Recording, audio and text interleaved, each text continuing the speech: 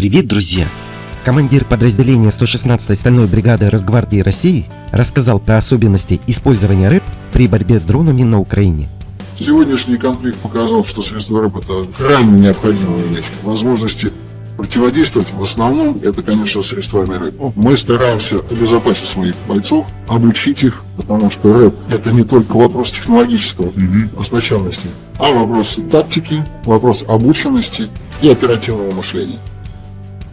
Бойцов готовим, обучаем. Ну вот можете рассказать про оперативное мастерство специалиста по РЭП, да? Потому что многие воспринимают как: мы нажали кнопку, дроны упали. Это вот, знаете, такое типичное заблуждение людей, которые не погружались в средства РЭП, что такое волна, вот как она распространяется, и думают, что включил РЭП и дрон упал. К сожалению, физика не так работает. Дроны от того, что воздействует на них РЭП, не падают, бывает и улетают. В цель, так скажем, прицельно уже не может противник атаку осуществить. Такие, конечно, случаи бывают, но эти случаи как бы позиционируются противником всегда. Вот РЭП не работает. Нет, РЭП работает. Вопрос в том, в чьих он руках. Бойцы, которые, допустим, у нас особо подготовлены, способны манипулировать частотами. Одно дело принимать, другое дело передавать. Это большое оборудование, это расход мощностей. И РЭП, он имеет свойство изнашиваться, потому что энергия передается, он выгорает. Правильно согласованного, так скажем, оборудования, блок питания, генератор, подобранный правильно коаксиальный кабель. Чуть длина неправильная, по длину волны не подобрана, РЭП не будет работать.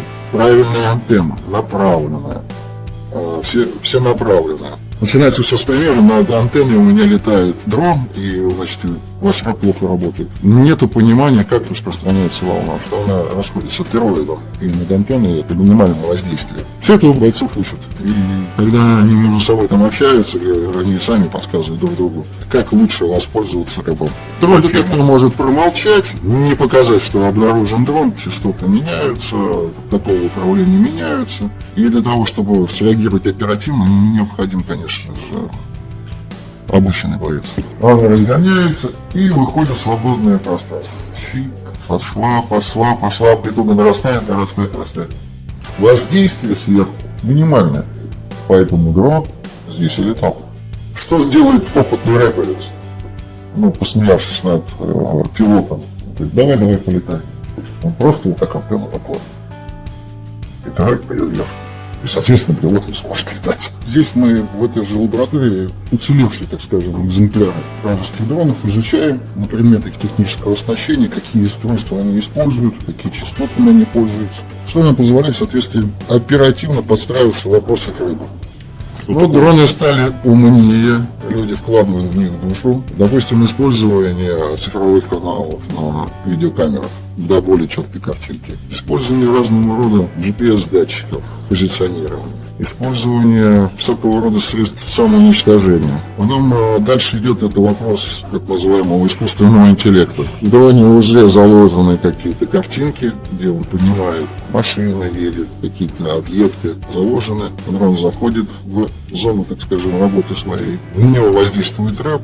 Уже пилот уже не нужен. Да, он идет поиск, и то, что вот в его памяти забито, то он атакует. Больше творчества от специалистов РЭП, конечно, требуется. Вроде бы как бы РЭП всегда отстает, с чем мы боремся, да, мы всегда ищем лекарства от этого, да. Но предугадывание стратегии использования дронов, ну, оно очевидно. Когда мы предполагали о том, что дроны пойдут, допустим, на понижение частот, мы, допустим, здесь в своей лаборатории понимали, что дроны пойдут на повышение частот 3500, 3300, да. И это достаточно часто стало появляться, потому что все это видно, что средства РЭП на эти частоты не нацелены.